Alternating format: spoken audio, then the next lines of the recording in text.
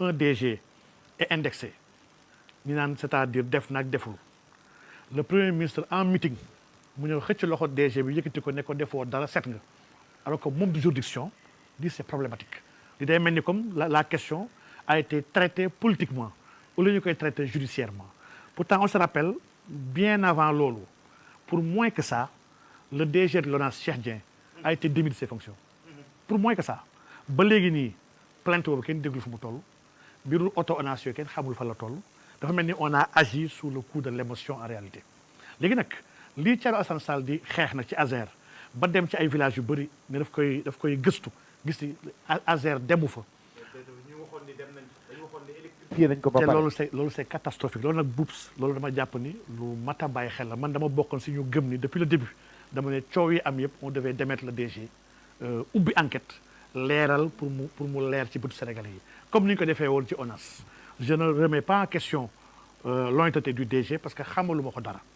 gisuma tamit les chiffres de l'Azer pour mën a am taxawaay donte man par principe dama gëm ni Azer amul njëriñ. ah oui dama gëm ni Azer. agence sénégalaise d'électrification amul benn rurale njëriñ Azer ANER toutes ces agences là qu'on a créées autour de l'électrification ce sont des missions réelles de la Sénélec lii yëpp ci tappale gi nekkoon biir Sénélec di jël Sénélec tasaare ko yàq ko moo waral agence yi am pour xam nga ne aujourd'hui la Sénélec production énergie elle produit moins de 30% de l'énergie qu'on est en train de consommer ñun ñëpp moins de 30%. La Sénélec achète l'autre pour 72% de l'énergie que nous consommons à des privés, à plus de 90% étrangers. Il y a des Turcs, il y a beaucoup de nationalités qui sont là, qui font de l'énergie, di ko jaay Sénélec pour Sénélec jaay ñu ko ñun. On a mis en place,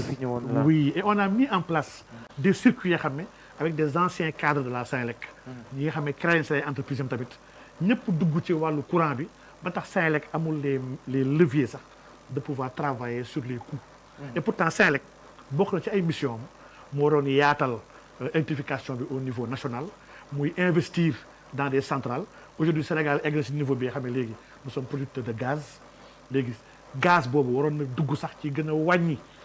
divisé par 3 laa mën a wax sax le coût de l'énergie au Sénégal donc vraiment dama jàpp ne lii yëpp l'agenciarisation de l'État ci su Ablaye Wade on l'a fait par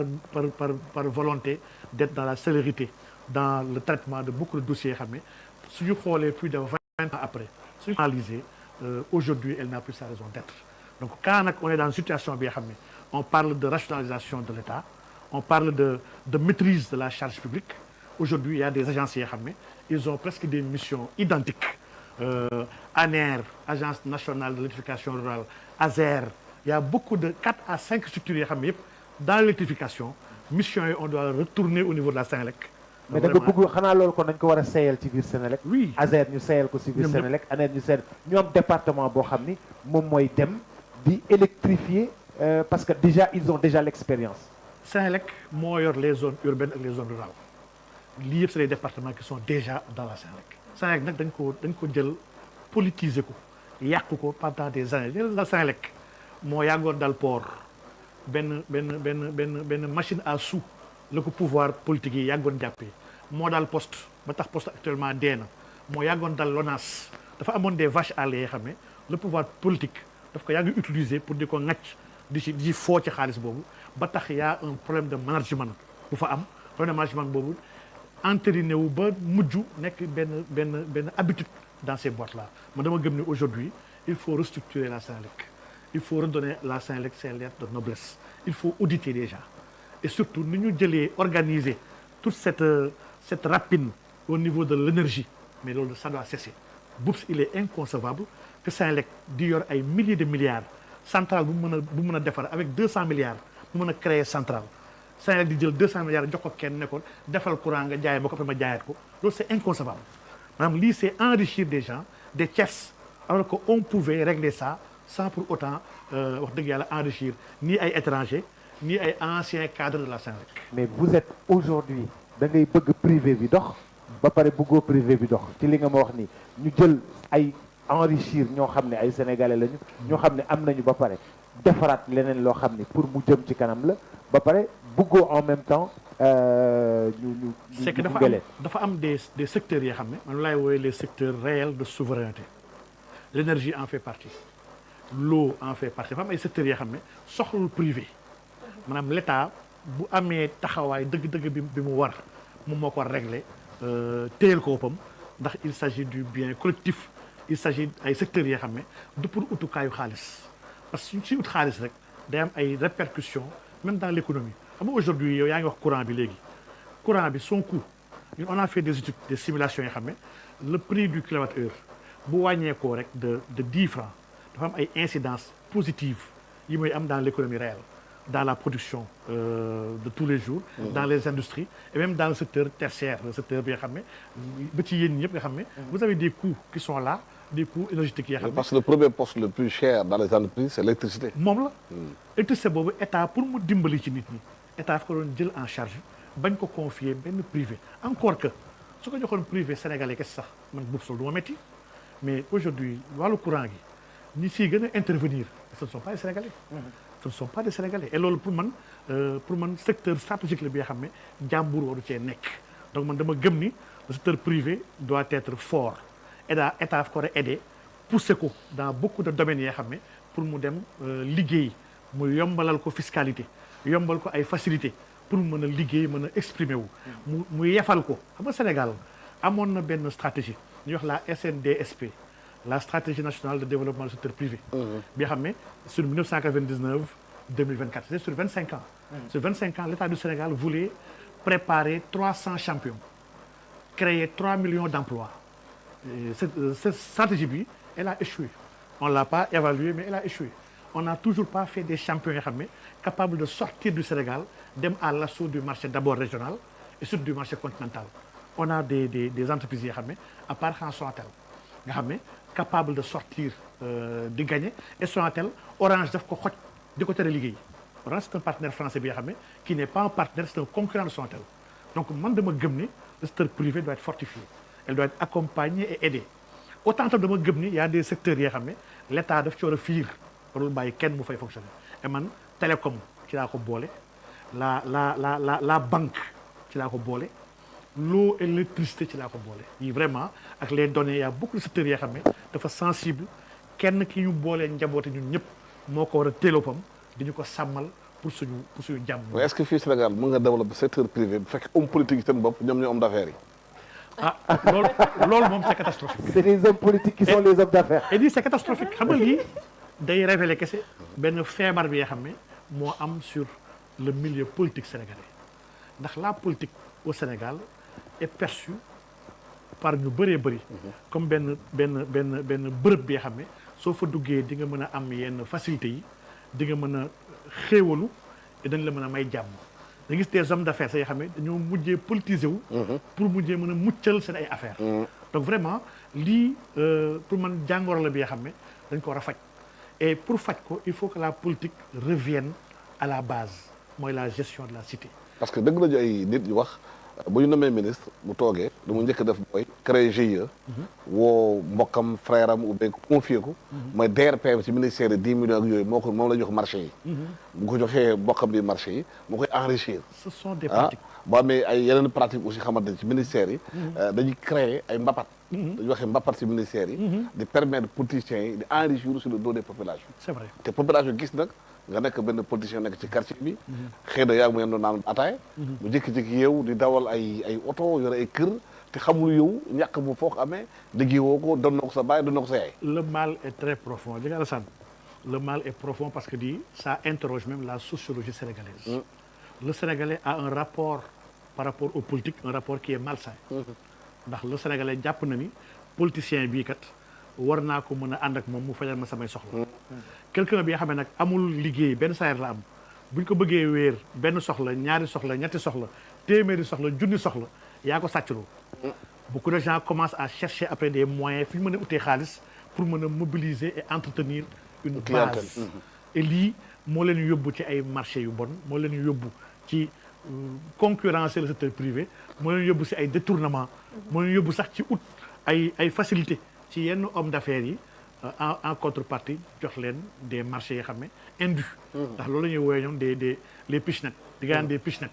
maanaam jox ma dara après naa xool comment je peux te payer ça et loolu fii Sénégal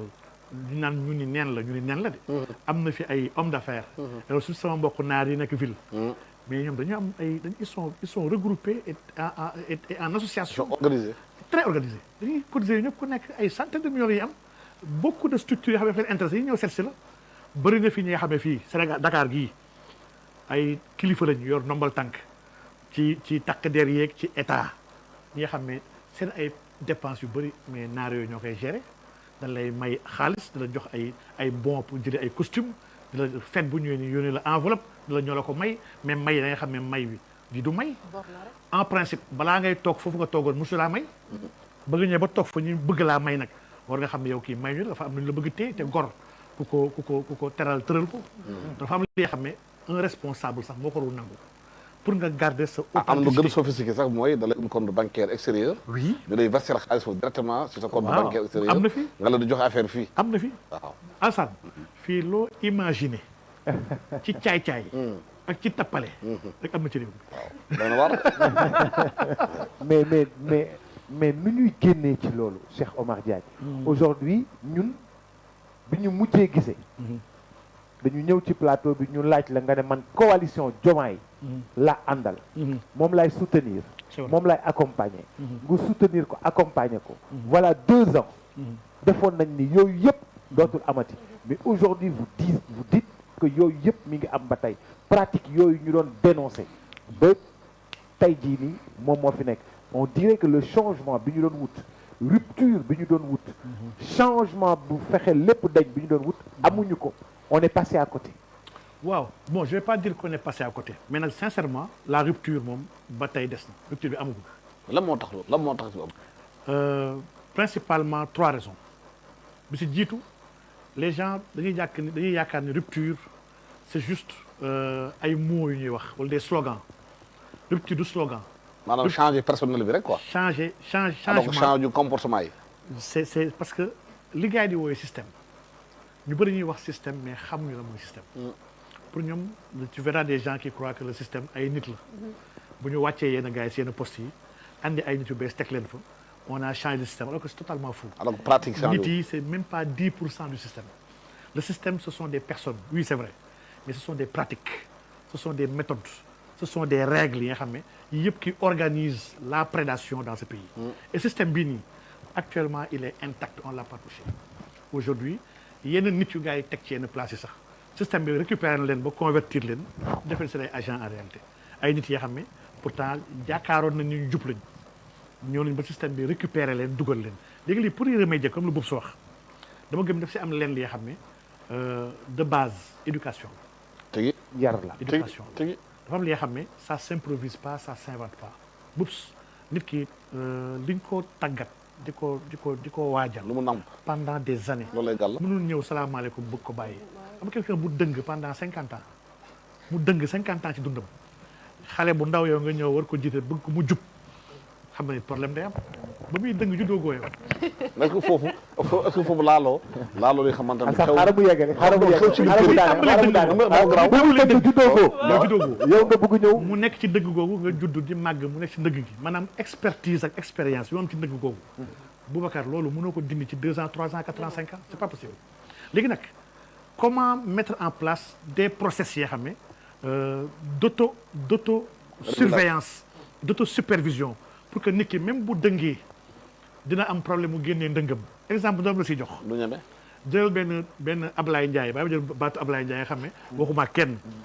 Ablaye Ndiaye bi nga xam ne Dakar fi la tàmm nekk di suy dox su safee bëgg tuur ndox bu xoolee benn koñ gis benn mur amul problème dafay ñëw si mur bi taxaw tuur ndox tàmm na ko depuis xalem day saw mbedd kooku système ak environnement bu mu nekk moo koy faciliter loolu waaye kooku boo ko ne woon tey jii coppet jël ko wàccee ko Champs-Élysées mu wàcc Champs-Élysées taxaw xool environnement bi ba pare saf saw juróom-ñaar fi tam du ko may mu taxaw xool mbedd dafay saw si mbedd bi ndax mbedd bi soob moo koy naan bu ma saw xam nga lii oustaz di wax jazbu maanaam xaalu jotaay daf lay jazbu maanaam yar nit c'est un environnement ce sont des pratiques c'est une éducation et man dama gëm ni aujourd'hui ñun on ne maîtrise pas la mooy éducation doomu aadama boobu sa éducation am na ci wàll bi nga xam ne kër ga la dëgg la am na ci wàll gi nga xam ne mbedd gi la c'est vrai am na ci wàll bi nga xam ne médias yi ñu nekk ci la bokk et nos États utilisent mal nos médias dans la dimension éducation dans la dimension yaraate ak defaraate tarbiya et surtout c'est une faillite de nos religieux il faut qu'on ait le courage de le dire ndax gis nga nitu diine yi seen hadaf maanaam seen objectif moo nekkoon yar nit ki defar ko ci bakkan defar ko ci njub defar ko ci mbaax tarbiya ko moom ñu wax ak tarbiya maanaam aujourd'hui bu ñu nee askan lañ bi nga xam ne 95% ay musulmans lañu koo ci xool à 90% neen la am naa fu ma jokk am naa mu rabbi am naa ki xam ne mooy sama sëriñ ba ma ne mu may digal di ma tere su ma digalee ma def ma tere ma bàyyi kooku noonu pourtant jombalewul boppam moom jël àllu mbooloo sàcc ko dem jël sëriñ bi sax di ko ci may addiya nga xam ne kon y a une faillite de l'éducation religieuse même dans ce pays